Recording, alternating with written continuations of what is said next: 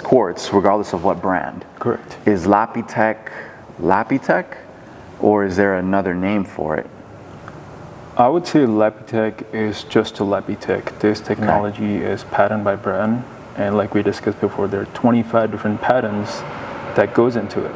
Okay. And that starts from this very step one, from melting those minerals and producing it, and all those multiple stages. So everything is patent. And there's nobody in the world who can copy this design and the same technology, because it's just Lapitec. Okay, cool. Lapitec.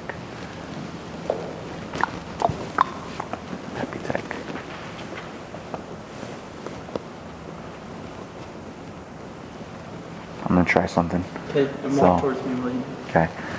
Lapitec is a new product, and no one in Utah has this. Check it out.